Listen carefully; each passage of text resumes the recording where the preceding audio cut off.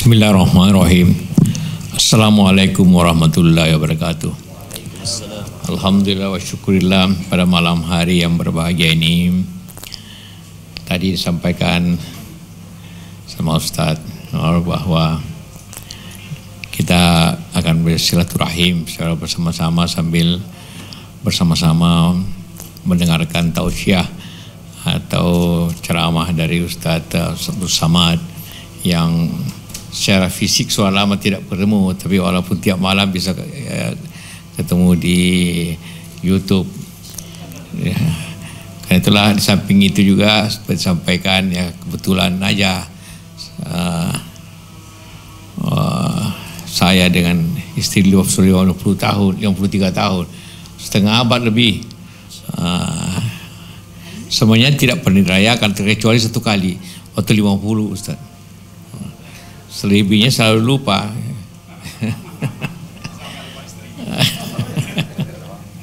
Tapi alhamdulillah pada malam ini kita akan mendengarkan tausiah tentu ya berbagai masalah yang kita hadapi dengan Ustaz Abdul Samad. Alhamdulillah pada dewasa ini suasana walaupun suasana apa itu dalam keadaan epidemi, tapi tetap kita menjalankan ibadah kita dan juga memakmurkan ibadah kita. Terima kasih. Wabillahi taufiq wal hidayah. Wassalamualaikum warahmatullahi wabarakatuh. Saya persilakan Ustaz. Iya. Makasih banyak Puang.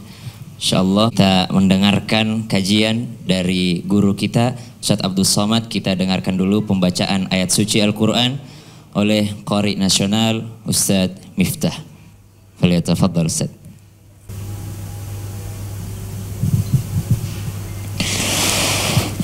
أعوذ بالله من الشيطان الرجيم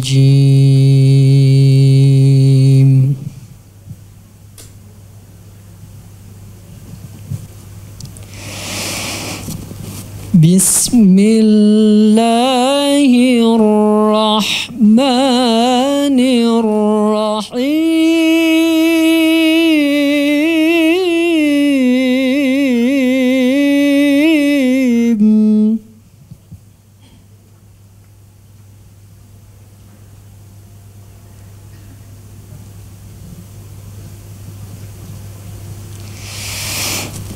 وَإِذْ تَأَذَّنَ رَبُّكُمْ لَئِن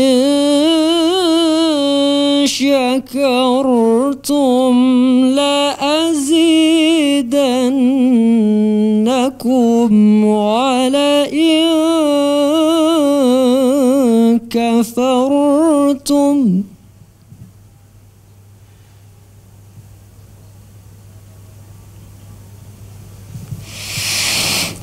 لئن شكرتم لأزيدنكم ولئن كفرتم إن عذابي لشديد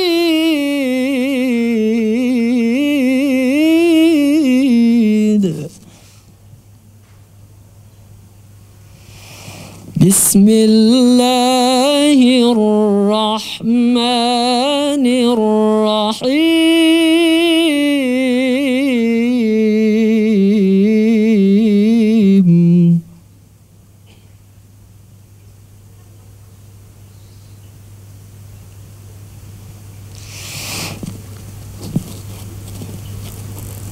هو الله الذي لا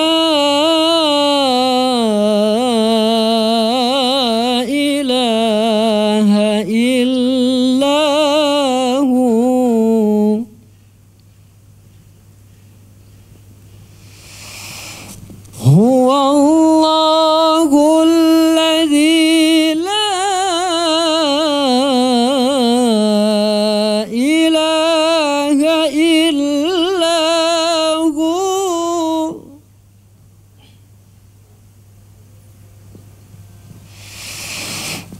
عالم الغيب والشهادة هو الرحمن الرحيم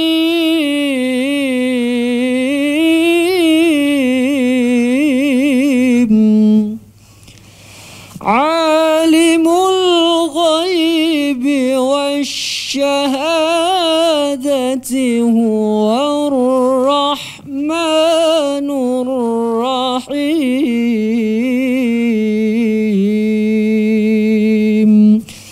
صدق الله العظيم. صدق الله العظيم. السلام عليكم ورحمة الله وبركاته. Bismillahirrahmanirrahim. Assalamualaikum warahmatullahi wabarakatuh. Kullu amrin dzibalin, semua amal yang baik, walam yubda bihamdillah, kalau tidak dimulai dengan alhamdulillah, fahuwa aqta, maka amal itu putus, tidak bisa dibawa sebagai bekal menghadap Allah. Maka saya awali dengan alhamdulillahi rabbil alamin. Setiap majlis kalau tidak disebut namanya, maka majlis itu menjadi antanajifah, majlis bangkai, busuk dan berbau. Maka saya sebut namanya Allahumma salli ala Sayyidina Muhammad wa ala ali Sayyidina Muhammad. Kami duduk satu meja. Bukan berarti saya minta meja Anda. Ada Pak JK, ada Prof. Komarudin Hidayat, kemudian saya. Saat itu kalaulah mereka ini mempertahankan egonya masing-masing, Pak JK mempertahankan bahwa saya sahibul bait, lalu kemudian beliau pakai bahasa Makassar. Saya cuma siapkan satu peluru, agak kareba, tak ada yang lain. Andailah Profesor Komarudin Hidayat waktu itu mempertahankan egonya, saya guru besar, saya rektor Universitas Indonesia Islam Internasional, lalu beliau pakai Jawa, maka saya hanya cuma berapa 2-3 peluru, pripun kapari api, wis pirang dino ora teko kene. Tapi kemudian mereka berdua mengalah. Pak JK tidak bawa Makassar, Sulawesi, Prof juga tidak membawa Pulau Jawa. Mereka berdua pakai bahasa saya, bahasa Melayu, yang menjadi cikal bakal bahasa Indonesia. Akhirnya suasana pun menjadi cair, kami bisa bicara panjang lebar. Artinya apa? Kita bisa bersama lama kalau mengalah. Saya pun sebenarnya berdiri di sini dalam rangka mengalah juga. Karena kalau saya di dalam, yang di luar tidak akan komplain. Karena mereka segan dengan Pak JK. Tapi nanti di komen YouTube-nya. Oleh sebab itu maka Nabi SAW pun mengajarkan itu. Ketika Nabi dengan pasukannya yang begitu besar, dia tidak dalam keadaan lemah waktu itu. Dari kota Al-Madinah Al-Munawwarah, 500 km, naik kuda, 8 hari 8 malam sampai ke Makkah. Sebelum masuk ke Makkah ada satu tempat namanya Hudaibiyah. Peristiwa itu terjadi tahun ke-6 Hijrah. Ketika itu orang musyrik Makkah tidak memberi masuk. Muhammad dan rombongan jangan masuk, kecuali kalau mau tanda tangan perjanjian ini. Maka terjadilah perjanjian yang disebut dengan perjanjian Hudaibiyah. Di situ tertulis jelas Muhammad Rasulullah, Muhammad utusan Tuhan. Lalu kemudian apa kata Nabi? Ali, buang Rasulullah itu, tulis saja Muhammad anak Abdullah. Saat itu Nabi mengalah. Bukan berarti dia kalah, dia berkata aku bukan utusan Allah, dia tetap utusan Allah, tapi demi kedamaian. Maka ditulislah di situ Muhammad anak Abdullah. Toh pada akhirnya dia juga diakui semesta alam sebagai Muhammad Rasulullah Sallallahu Alaihi Wasallam. Jadi Pak JK dalam sejarah yang saya paham, yang saya tahu, yang saya baca, yang saya dengar, memang dapat mendamaikan banyak hal.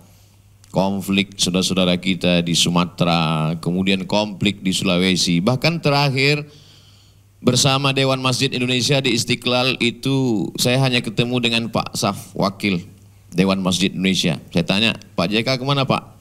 Mendamaikan yang berkonflik di pulau sana.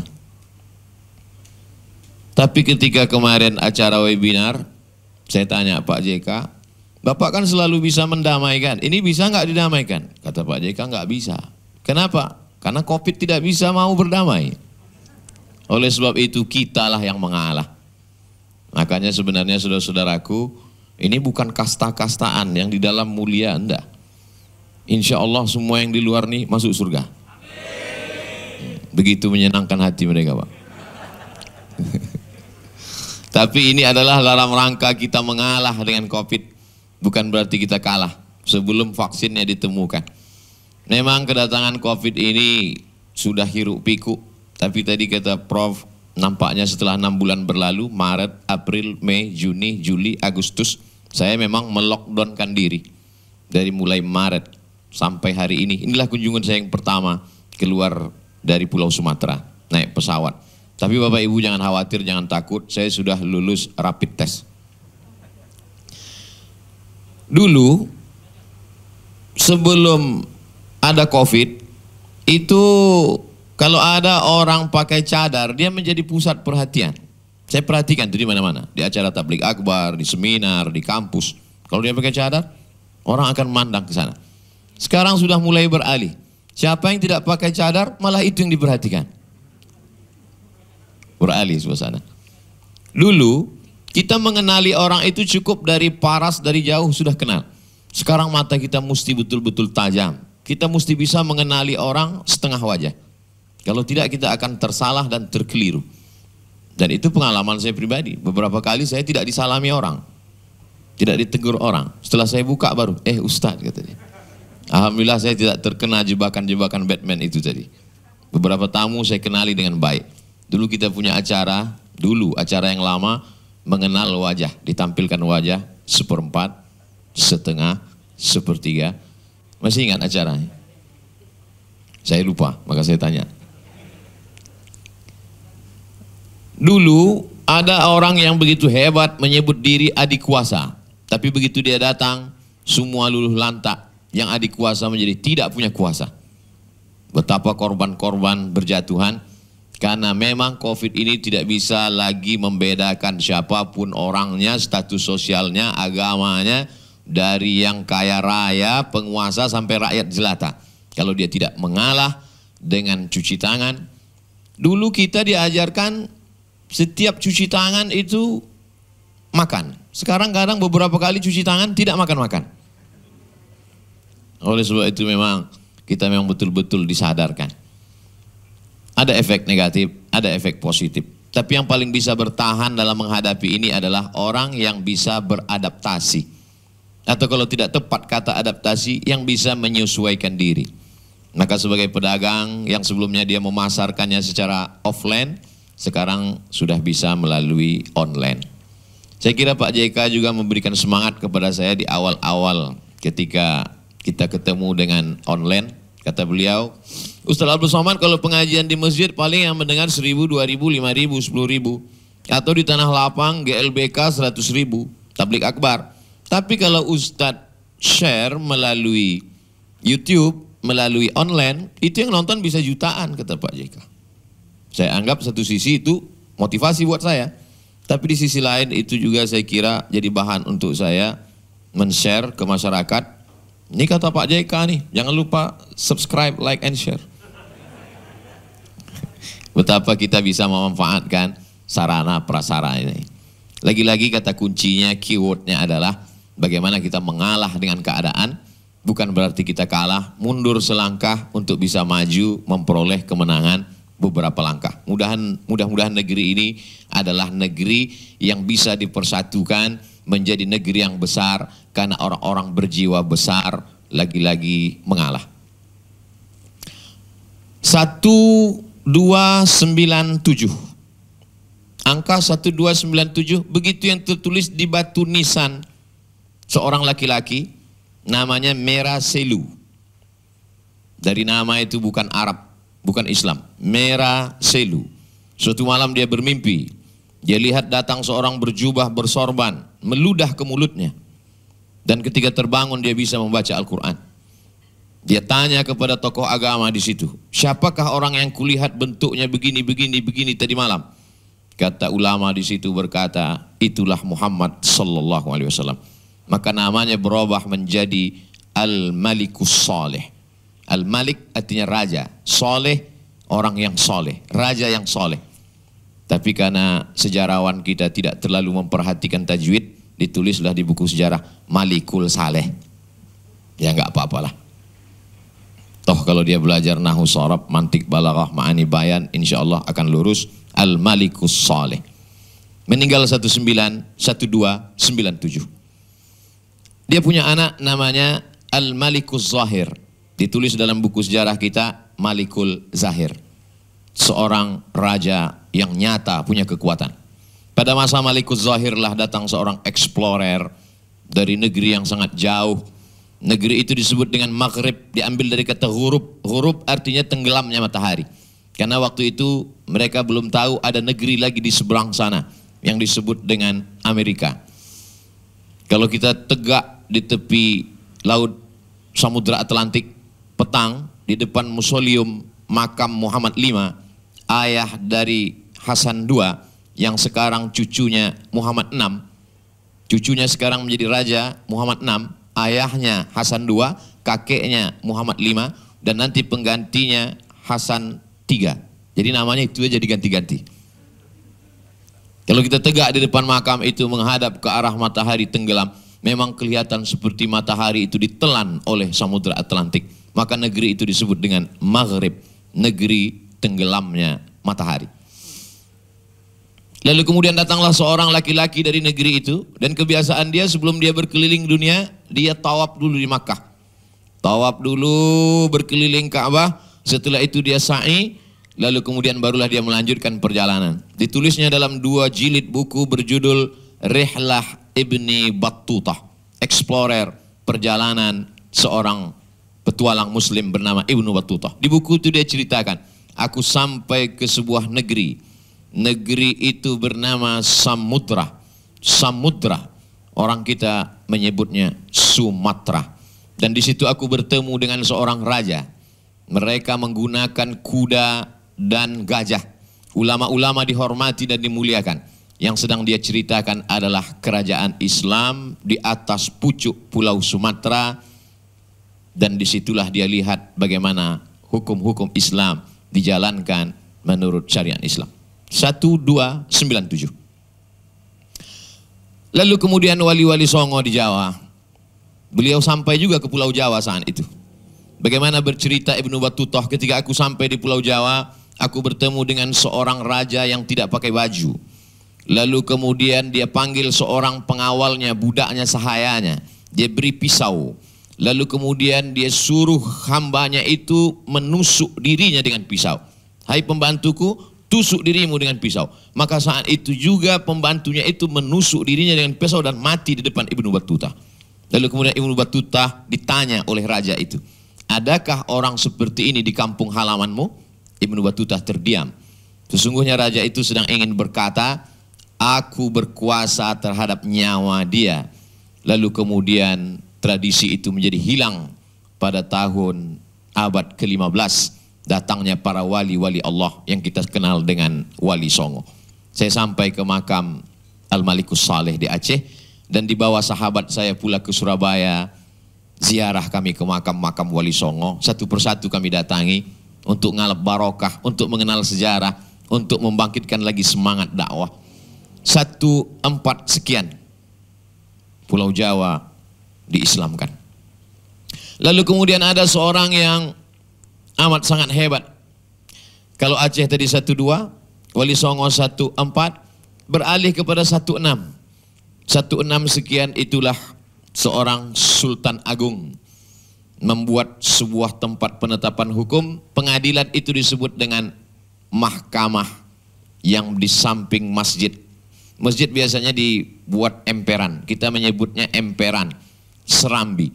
Kalau seorang arsitek itu mengerti hukum Islam, pasti masjid itu dia buat serambi. Kenapa? Karena menurut mazhab Syafi'i, maaf beribu, maaf ibu-ibu, perempuan yang dalam keadaan haid tidak dibenarkan masuk ke dalam masjid, maka dia duduk di serambi. Lalu kemudian setelah selesai sholat dibuatlah pengadilan di situ, maka mahkamahnya disebut dengan Mahkamah Pengadilan Serambi. Di serambi itulah ditetapkan dari mulai hukum ekonomi, politik, perselisihan, pertikaian, konflik dan berbagai macamnya. 16 sekian. lalu kemudian sampailah 18. 12, 14, 16, 18 Belanda membuat KUHP, KUHD, Kitab Undang-Undang Hukum Pidana, Kitab Undang-Undang Hukum Perdata, Kitab Undang-Undang Hukum Dagang. Lalu kemudian hukum Islam dikebiri, dikerdilkan menjadi kecil saja, hanya terkait dengan hukum rumah tangga, harta warisan, dan kemudian tolak, rujuk, li'an, zihar, dan lain sebagainya yang terkait, yang dikenal dengan salah satu jurusan di Fakultas Syariah di UIN disebut dengan jurusan Ahwal Syakhsiyah, hukum terkait dengan hukum keluarga. Lalu kemudian sampailah pada kemerdekaan kita 17 Agustus 1945. Raja-raja Melayu dari mulai atas, Aceh di atas, turun ke bawah, Langkat, sekarang masuk Sumatera Utara, turun ke bawah, Kerajaan Melayu Delhi Medan, puncaknya ibu kota Medan, Sumatera Utara, turun lagi ke bawah, Kerajaan Serdang, Asahan, berbatasan dengan Riau, sampailah ke tempat negeri kami di Riau, Siak Sri Indrapura. Kemudian turun lagi ke bawah Kerajaan Melayu Jambi, turun ke bawah Merayu Palembang, sampailah semuanya. Mereka semuanya menyerahkan kekuasaan. Khusus Riau pada tahun 1946, Sultan Salim Qasim II menemui Presiden Soekarno di Yogyakarta. Kami berdaulat sebagai orang Melayu, menyatakan diri bagian dari Negara Kesatuan Republik Indonesia. Lagi-lagi kita bisa bersatu kalau kita mengalah. Apakah mereka menjadi pengkhianat agama dengan menyatu dengan Indonesia? Tidak, karena mereka yakin dan percaya bahwa menjalankan Islam tidak akan hilang dengan menyatu dengan Indonesia. Ketuhanan dengan menjalankan syariat Islam bagi pemeluknya.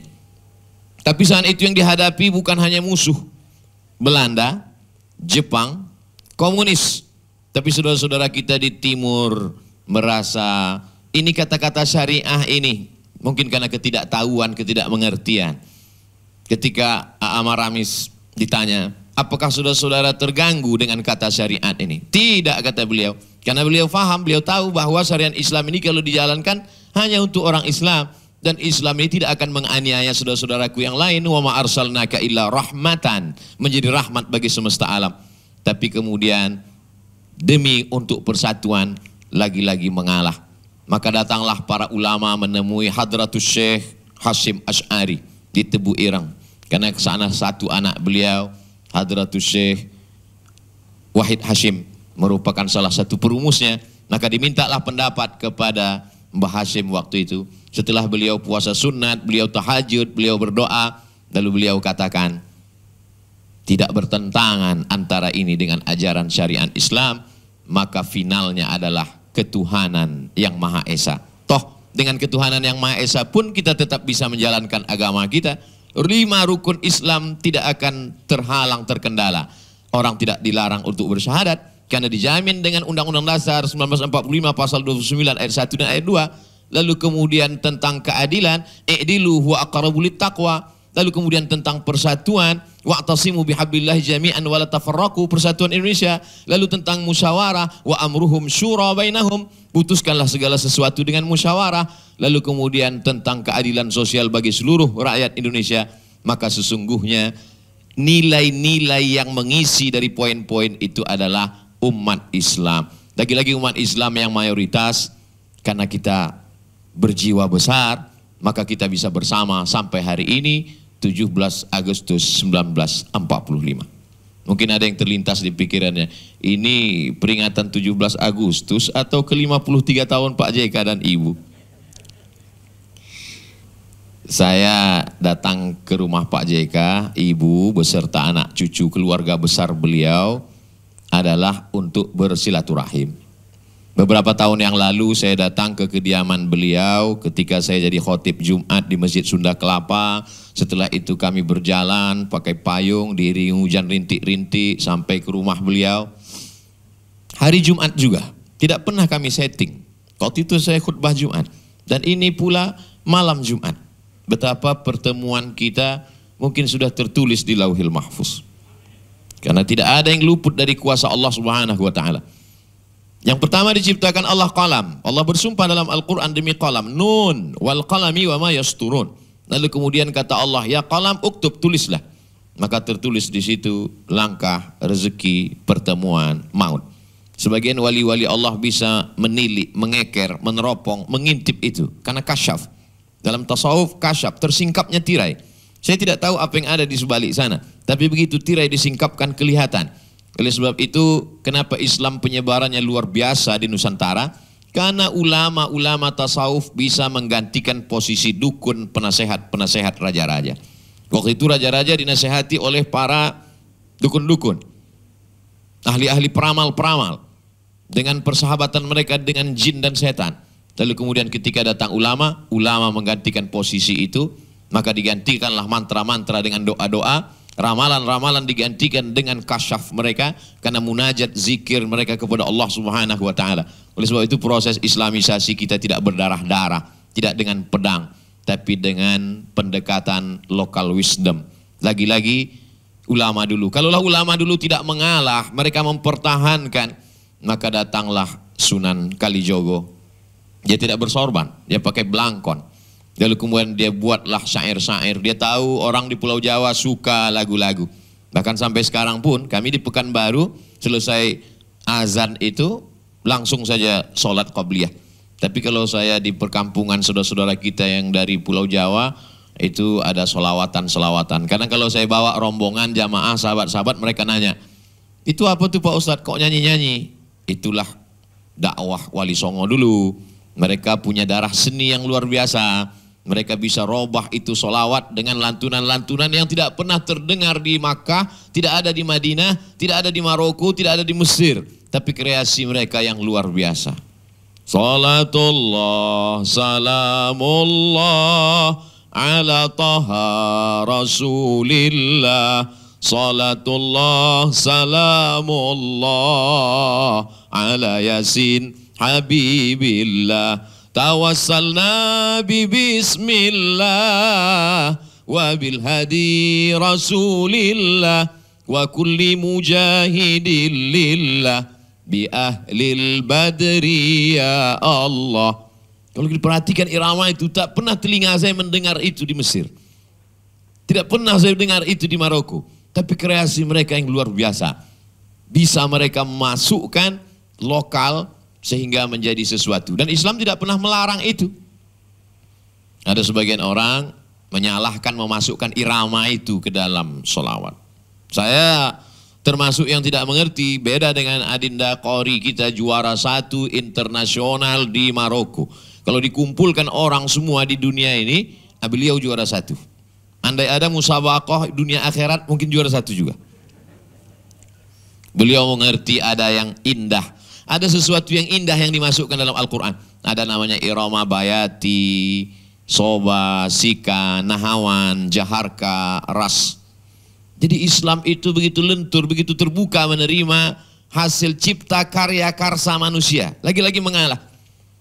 Kalaulah tidak mengalah maka bunyi Fatihah itu seram sekali. Bismillahirrahmanirrahim. Alhamdulillahirrabbilalamin. Tapi begitu Ustadz Nur mengalah, dimasukkannya irama.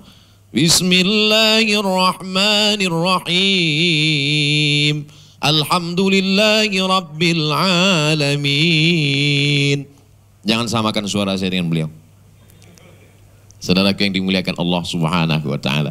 Oleh sebab itu maka kedatangan Islam adalah dia tidak membuat kita merubah dari Melayu menjadi orang lain, jadi orang Makassar menjadi orang lain, dari orang Jawa menjadi orang lain. Dia hanya merubah kita dari menyembah pokok kayu, menyembah binatang, menyembah batu, kepada menyembah Allah Subhanahu wa Ta'ala. Dari hamba uang, hamba harta, hamba kuasa, hamba manusia, menjadi hamba Allah.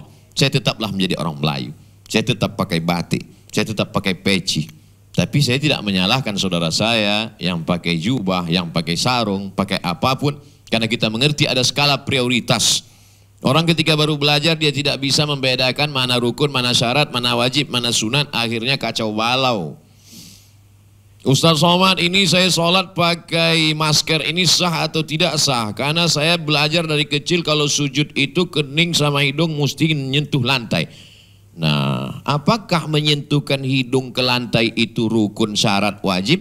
Tidak. Dia sunat, itu pun kalau mampu. Kita memang di Asia Tenggara agak sulit menempelkan hidung ke lantai ini. Karena jaraknya yang begitu jauh. Tapi kalau mampu, dari aspek kesehatan pun ternyata kalau kita lama bersujud itu apalagi sampai menarik napas, ternyata paru-paru kita sehat, baik. Bukan kata saya, kata dokter. Ini tak bisa saya jelaskan terlalu panjang lebar. Karena kata pepatah Arab, man takallama fi ghairi fa'nihi atabil ajaib. Siapa yang ngomong bukan pada bidangnya, ngomongnya ajaib-ajaib. Oleh sebab itu kita menikmati sujud yang lama. Tapi bahwa kemudian pada saat ini kita pakai masker, tertutup hidung kita, tertutup mulut kita, maka dia bukan rukun, bukan syarat, bukan wajib. Begitu juga ketika berjarak sop kita. Apakah menempelkan kaki dengan kaki rapat itu rukun, syarat, dan wajib? Bukan. Kalau pada saat normal saja dia bukan syarat, bukan rukun, bukan wajib, maka sesungguhnya pada saat pandemi, pada saat penyebaran wabah, hanya saja menghadapi ini kan kadang orang bukan mencari kebenaran, tapi mengambil agama sebagai pembenaran. Kenapa kamu nggak ke masjid?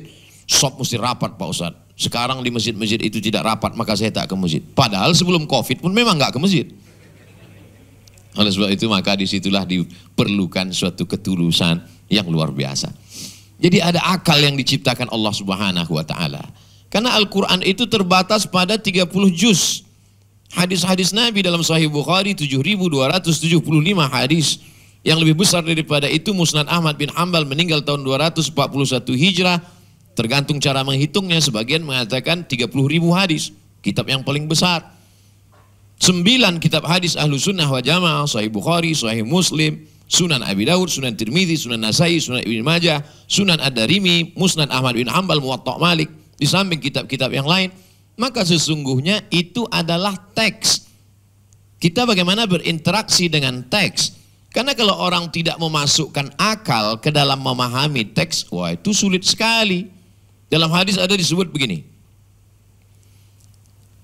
Jangan kamu buang air kecil menghadap kiblat atau membelakangi kiblat. Jadi kalau buat WC, arsitek buat WC, jangan menghadap kiblat. Jangan membelakangi kiblat. Walakin syarriqu wa gharribu. Tapi menghadaplah kamu ke timur atau ke barat. Begitu bunyi hadisnya. Saya ulang sekali lagi. Buang air besar, buang air kecil, jangan menghadap kiblat. Jangan membelakangi kiblat. Walakin syarriqu wa gharribu. Tapi menghadaplah kamu ke timur dan ke barat. Menghadap ke timur. Menghadap ke barat. Hadis ini membingungkan. Orang yang tidak mengerti mengatakan ini hadis palsu. Itu cara cepat supaya jangan ditanya orang. Padahal hadis itu sahih. Tapi kalau digunakan akal agak sedikit saja. Sebetulnya konteks hadis itu kan di kota Madinah. Makkah selatan, Madinah utara. Maka jangan kamu menghadap ke selatan, jangan menghadap ke utara, tapi menghadaplah ke timur dan ke barat. Jadi konteks hadis itu di kota Madinah. Ketika dipakai untuk di Indonesia tidak sesuai, karena posisi kita berada bingung jamaah. Timur barat apa? Oleh sebab itu maka sesungguhnya Allah Ta'ala menciptakan satu alat untuk memahami teks. Kaifa nata'amal ma'an nas. Bagaimana kita berinteraksi dengan teks. Ma asfalal ka'baini finnar. Kain, jubah yang di bawah mata kaki masuk neraka. Dipahami ini secara teks, akhirnya nanti kalau ketemu sama orang lihat mata kaki semua. Dulu kalau ketemu sama orang lihat wajahnya, sekarang mau lihat wajah, wajah tertutup, lihat mata kaki. Padahal yang dimaksud Nabi SAW itu bukan tekstual, tapi kontekstualnya saat itu adalah memang jubah-jubahnya raja-raja Romawi, raja-raja Persia waktu itu di bawah mata kaki semua.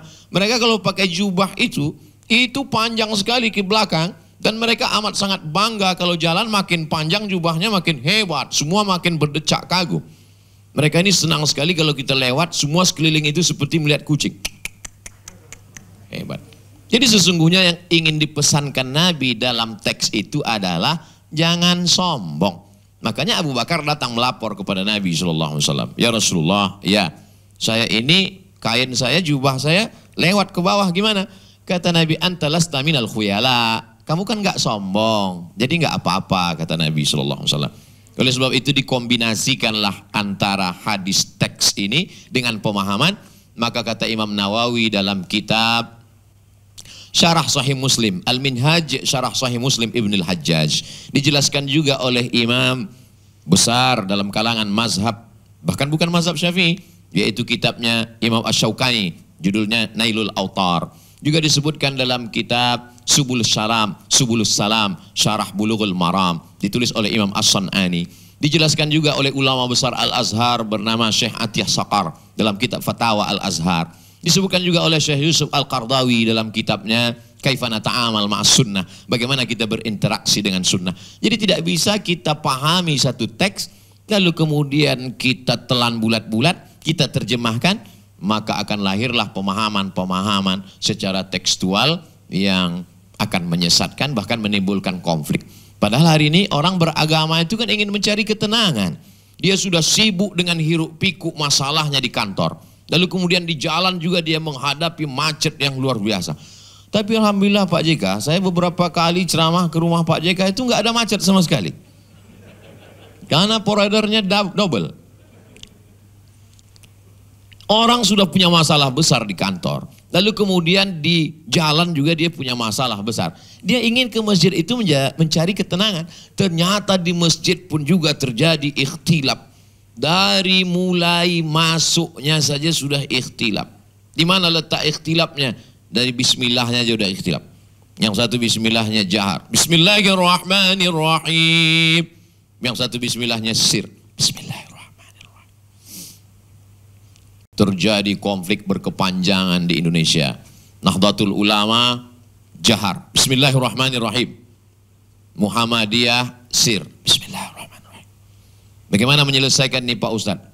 Saya pulang dari Maroko. Maroko pakai mazhab Maliki, enggak baca bismillah sama sekali. Alhamdulillahirabbil alamin. Ternyata saya bukan menyelesaikan masalah, menambah kekacauan. Membuat mazhab 3.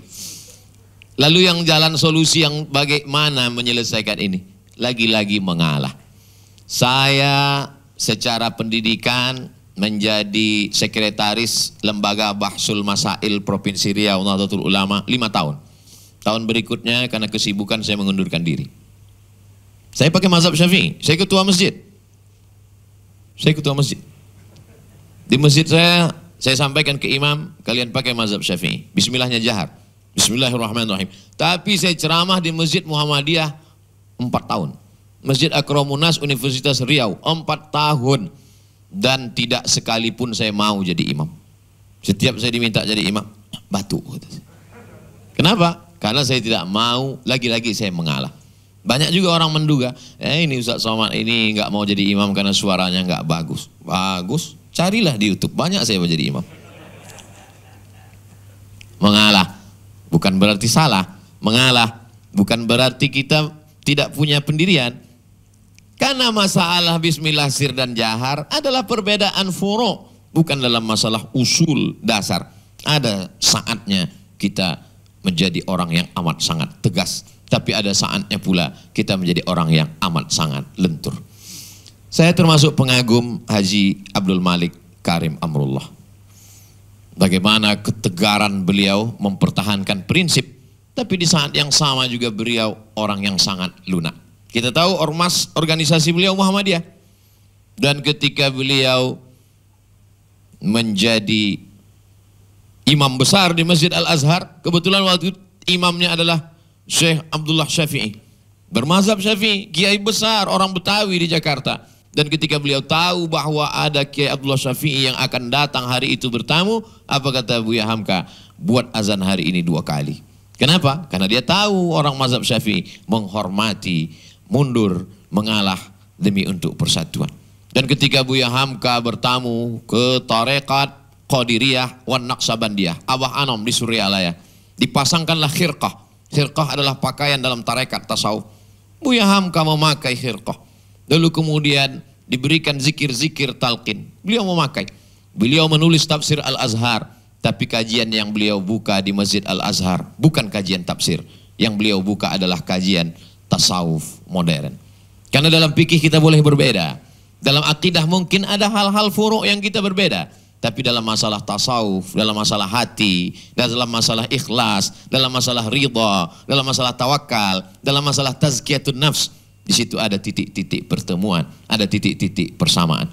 Oleh sebab itu, maka kita mengambil ini sebagai sebuah apa? Sebagai sebuah rumus, sebagai sebuah formula, sebagai sebuah model.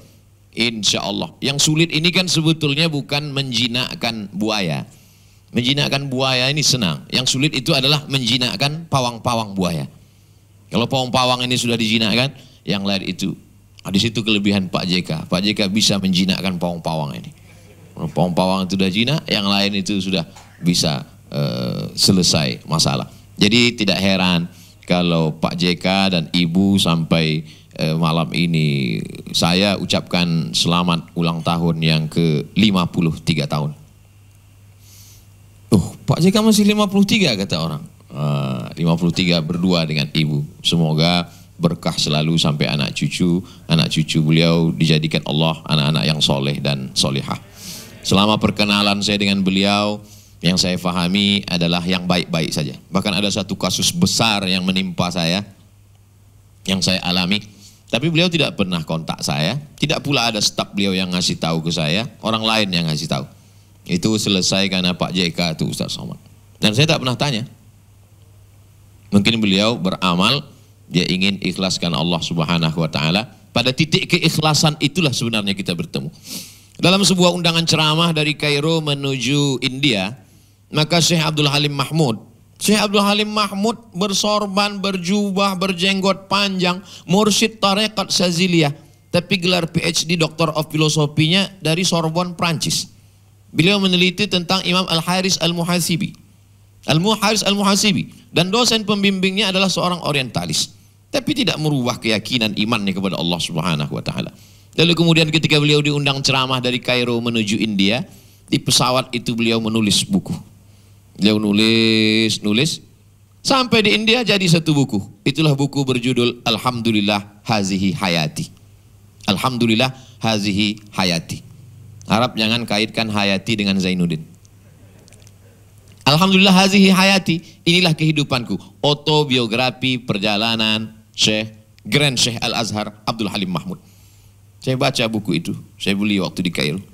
Kata Syekh Abdul Halim Mahmud, ada 3 aliran dalam Islam yang tidak pernah bertemu. Pertama, aliran Nassiyun, kalangan tekstualis. Mereka hanya berpegang kepada teks.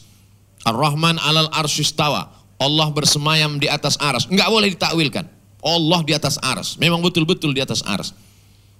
Sedangkan kalangan Imam Abul Hasan Al-Asy'ari, mereka mentakwil itu karena bagi mereka khawatir ini akan terjerumus ke dalam mujassimah, musyabbihah, tasbih, menyeramakan Allah, menyamakan, mempersamakan, menyerupakan Allah dengan makhluk, fisikalisasi Tuhan. Maka mereka mentakwilkannya. Mereka katakan artinya isti'la, Allah Maha Kuasa.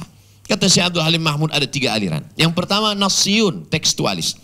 Yang kedua Aqliyun, rasionalis. Tapi ada kalangan yang ketiga. Mereka tidak terlalu berpegang kepada teks, tidak pula terlalu berpegang kepada rasional akal. Mereka berpegang kepada irfaniyun. Mereka riyadhah, menahan makan, banyak puasa sunat, mereka berzikir tahajud, dan mereka menunggu ilham. Karena wahyu sudah terputus dengan putusnya kenabian Nabi Muhammad SAW. Habis. 3 aliran ini kata Syekh Abdul Halim Mahmud, ada Nassiyun tekstualis, ada irfaniyun yang mengandalkan intuisi ilham, ada akliyun rasionalis. Inilah yang menjadi sengketa panjang sejak dari zaman awal sampai hari ini. Kita lihat dalam sejarah, ada akliyun rasionalis Wasil bin Atha, ada Nassiyun Ahmad bin Hambal, ada akliyun Al-Muhasibi, irfaniyun tasawuf, batin, spiritual. 3 kelompok ini tidak pernah ketemu. Tapi kata Syekh Abdul Halim Mahmud, ada satu stasiun mempertemukan mereka. Mereka akan bertemu pada titik mukhlishina lahuddin. Orang kalau sama-sama ikhlas, maka insya Allah dia akan ketemu. Pak JK, entrepreneur, businessman, politik. Saya dibilang dakwah, kajian keislaman, prop dalam bidang filsafat. tokoh-tokoh masyarakat yang hadir pada malam hari ini. Ada yang tak dapat saya lihat wajahnya, ada yang dapat saya lihat wajahnya, lupa namanya. Lagi-lagi mudah-mudahan mereka memaafkan saya karena tema kita mengalah. Artinya apa? Bahwa Allah Subhanahu wa taala membuat kita bertemu pada beberapa titik-titik stasiun. Maka ketika stasiun itu bertemu kita, maka kata Allah Subhanahu wa taala, "Inna ibadi laisa laka 'alaihim sultan." Hambaku itu kau tak punya kuasa untuk menggoda mereka. Kenapa? Karena keikhlasan menjaga kita. Saya mulai tadi pukul 8, sekarang sudah pukul 8.45. 45 menit saya sudah menyampaikan kata-kata ini. Mengalir begitu saja. Kalau ada yang bertanya, apakah Ustadz rencanakan ini tadi? Tidak. Karena saya tahu datang malam ini silaturahim, ketemu, yang saya siapkan makannya. Tapi rupanya saya, Masya Allah, akan saya catat dalam biografi hidup saya, ulang tahun Pak JK dan Ibu yang ke-53 tahun. Kebetulan saya sedang di Jakarta, habis lockdown PSBB panjang, saya dipertemukan Allah, maka keberkahan luar biasa. Saya tidak menyampaikan nasihat, tidak menyampaikan tausiah, hanya bercerita saja. Kalau ada di antara Bapak Ibu melihat saya, kenapa tidak seperti di YouTube, kenapa cepat sekali, grogi di depan orang-orang besar malam ini. Mudah-mudahan pertemuan kita ini pertemuan yang mendatangkan rahmat dan barokah. La yabruku ahadukum kama yabrukul ibilu. Barokah, yabruku, turun. Kalau kita cari dalam akar bahasa Arab, barokah yabruku, turun. Dikatakan orang barokah. Apa sih barokah itu? La yabruku ahadukum kama yabrukul ibil. Janganlah kamu turun ke bawah seperti turunnya onta. Hadis tentang sujud. Lebih dulu turun lutut dulu atau tapak tangan dulu. Saya tak pernah mempermasalahkan mau turun lutut dulu silakan, mau turun tangan dulu silakan, asal jangan kening dulu. Karena hadisnya memang ikhtilaf antara riwayat Abu Hurairah dengan riwayat satu lagi. Sudah saya bahas tuntas panjang lebar dalam buku 99 tanya jawab sholat. Ustadz ujung-ujungnya jual buku juga. Buku itu bisa di-download gratis PDF. Yang ingin saya mau kutip adalah onta turun itu bahasa Arabnya barokah ya beruku, turun. Saya punya tanah, Prof punya tanah, Pak JK punya tanah, Ustadz Nur punya tanah. Kita punya tanah, petak-petakan dekat. Ustadz punya tanah, Prof punya tanah. Tanah yang paling luas tentu tanah Pak JK. Lalu kemudian datang onta. Onta ini tanpa dikendalikan, gak ada tuannya, dia berhenti di tanah saya. Kenapa di tanah Ustadz? Saya yang cerita. Onta ini berhenti di tanah saya. Ketika onta itu berhenti di tanah saya dapat daging onta, saya dapat kulit onta, saya dapat bulu onta, saya dapat susu onta, saya dapat onta. Apa maknanya? Begitulah barokah. Semua punya tanah, tapi tanahnya nggak berkah. Tanah saya, takut mereka jawab Pak JK. Itu maka disebut berkah. Itu artinya apa? Umur kita boleh sama. Berapa banyak orang yang seumur dengan Pak JK, tapi tidak berkah. Ada keberkahan, ada onta yang turun di situ. Akar katanya, akar kata. Makna lain dari barokah. Kalau kita melihat di gurun pasir, kering kerontang. Kadang kita lihat dari jauh sepertinya ada air. Setelah kita dekati ternyata tidak ada air, fata morgana. Tapi ada memang betul-betul ada air, kolam. Kolam itu disebut dengan birkah. Lagi-lagi 3 huruf. Barokah, birkah, barokah. Kalau sudah ada air di situ, semua yang musafir pasti akan mampir minum di sana. Dan kalau sudah ada air di situ akan tumbuh lumut, akan ada tanam-tanaman, akan ada ikan, akan ada serangga, akan ada makhluk Allah. Semua punya tanah, semua punya gurun pasir, tapi tidak semua punya barokah.